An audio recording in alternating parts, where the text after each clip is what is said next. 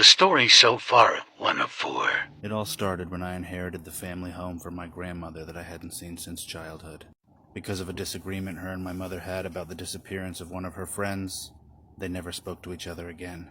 The land had been in my family for 100 years, and it came at the right time, almost as if by destiny when I needed it most. Right away, me and my daughters moved in to the nicest home we'd ever had, with rooms for each of us and the biggest backyard we'd ever known. It soon took a turn, as we would see shadows in the night, hear whispers, things would move on their own, and other seemingly paranormal activity became common, par the course. This doll, Frogette, appears all over the house. It all seemed to point me towards family documents and information, journals, a veritable paper trail that really pointed me towards something that would honestly seem impossible until I experienced it for myself. At first appearing to be not more than an uncredited writer and possibly a church contractor of some kind. These journals, as well as several articles that I found, pointed me to the fact that my great-grandfather, Leopold Oldry, was some kind of monster hunter, sometimes working with a church group called the Psalms or the Servants on a Mission, sometimes working on his own, hunting down things like dark witches, demons by performing exorcisms, what sounds similar to skinwalkers, all kinds of supernatural entities that, before any of this, I never believed existed at all. Piecing together articles from the libraries all around and the journals that he has, I was able to put together something of a story of his life. It all started when he was working on this movie, Haxon. He was an uncredited writer who provided much of the information, and he kept referencing in his earliest writings while working on it that it all came from a trunk passed down to him from his grandfather. This trunk, it seemed, was not only the source of information for this silent movie, but for everything that my family knew about hunting the supernatural. References to it continued throughout all of his journals until this one, the very last one he had in his life.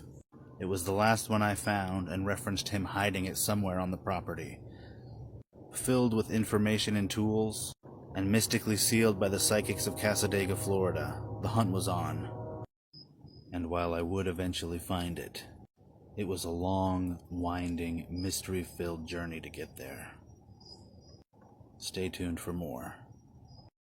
The story so far, In two my of four. search for information, I interviewed members of the church, local family friends, estranged family members, and even members of the local Native American community, all based on information I had found in my great-grandfather's journals or in the articles written about his exploits, continuing me down this unbelievable road.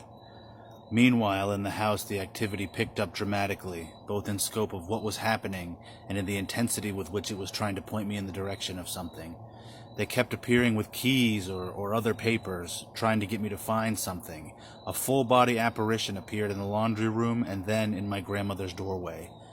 I contacted a medium whose information I found in my grandmother's belongings and had her come to the house to try and help out.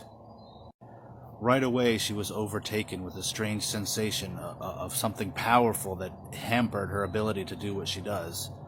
Though after staying for a while, she was able to get a reading, answer many of my questions, and really tell me about the spirits that were there and more about what it is they were hoping to get from me or get me to do. When we went outside, I gave her the keys I had found, and she told me they went to a lockbox, one she claimed was located underneath the house, which I confirmed less than a week later. Standing there, she got a strange sensation from something in the backyard, so we went to check it out. She was drawn to a strange tree I had been before as well, one that was mentioned in my great-grandfather's journals. She got the sensation that it had something to do with fey creatures, which was also something he had mentioned. Looking through his journals, looking for more information, I found that he had been involved with various popular paranormal phenomena throughout the state of Florida, including the famous Robert the Doll, as well as the St. Johns River Monster. Further digging in the journal showed that he had gone to Cassadaga, Florida to get blessings done on the trunk. Cassadaga is a famous community for its spiritualists and psychic mediums. It is the home of many strange phenomena, including the Devil's Chair. His journals also mentioned the White Witch of Tallahassee, Florida, a popular piece of folklore. Eventually, information from Megan and the journals pointed me to a certain section underneath the house where I found the trunk, exactly as my great-grandfather had described it. It still remained to that very day, hidden away from the world in a place where it would still offer its protections to our family. The things I would come to find inside that trunk would change my life far more than all this other information already had. To find out what those things were, please stay tuned. The story so far, 3 of 4. I pulled out the trunk and opened it on Halloween night. As difficult as it may be to believe, what I found inside were the tools of an old-world monster slayer. A Viking-style sword, rusted with what looked like may have been blood. Whatever the case, it had been heavily used. This strange knife with an antler handle, perhaps used for some kind of ritual.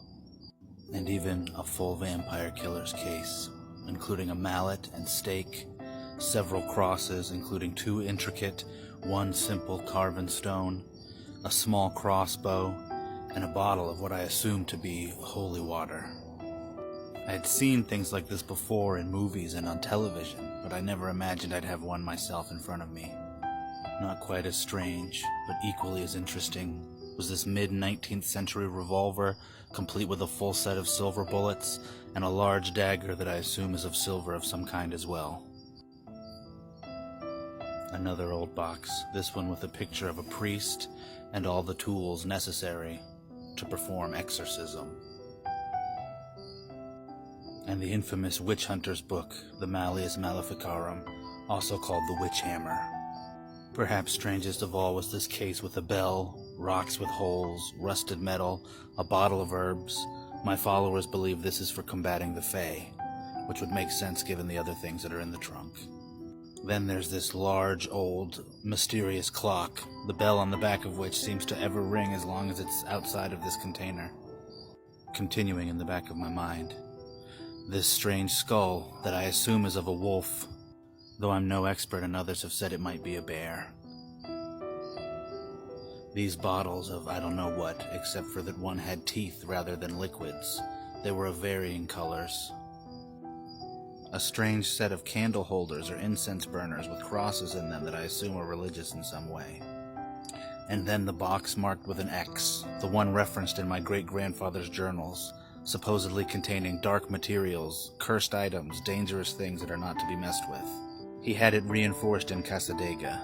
And perhaps most important of all was the treasure trove of documents, including papers, mission documents, and Leo's grandfather's personal journals. It opened me up to a world beyond anything I had ever imagined, opening the door to an ancient Catholic order of supposed monster hunters and exorcists that the world isn't supposed to know exists. Stay tuned to find out more. The story so far, 4 of 4. Finding such a treasure trove of unbelievable family relics, as I've said, has completely changed the direction of my life. Aside from the amazing weapons and strange relics, the papers, journals, other documents have proven to be perhaps the most invaluable. They tell the story of Leo's grandfather, my great-great-great-grandfather, Harold Oldry. These documents trace out the story of his life, from the absolutely tragic to the utterly unbelievable, often a combination of both. Having served his whole life in a Catholic order of monster hunters, dealing with things like mermaids and sea creatures, as well as vampires, werewolves, dark witches, fey creatures, demons, any kind of thing you can imagine. This was their secret weapon, a blade they called the Hamsa blade, apparently capable of killing almost anything when they didn't know its weakness. He was the 3rd generation in that Catholic order, after his father Reinhold and his grandfather Theobald, who joined in the late 1700s. The Sons of Man was the name of the order. I know this because of documents in this book that was in the trunk. They were formed in 1108 by a pair of crusader friends who had gone on, one to become a member of a dynasty of holy empowered knights, the other joining up with a guild of Scandinavian monster hunters. Together they formed this brotherhood that went on to hunt the night. I've been contacted by who I imagine are a modern-day incarnation of these people, hoping to buy the artifacts from me, but as of yet I have not relented.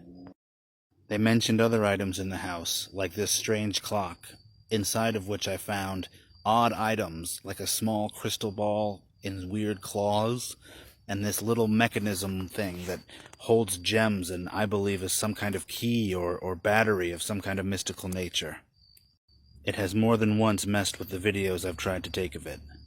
Stranger still, this scrap of paper with the date February 22nd, 2022. I had the medium come back out, read Frogette, the other items, try to get a better feel of the house. She was able to give me a lot more information, due to the fact that I kept her on the patio with the items further away.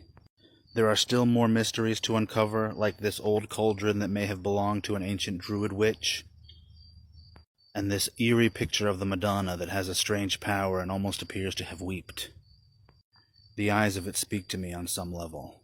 I'm writing all of this down into a series of books, starting with the story of Harold and the druid witch he broke from church imprisonment, Brigid. According to the journals, they worked together to stop some kind of apocalypse.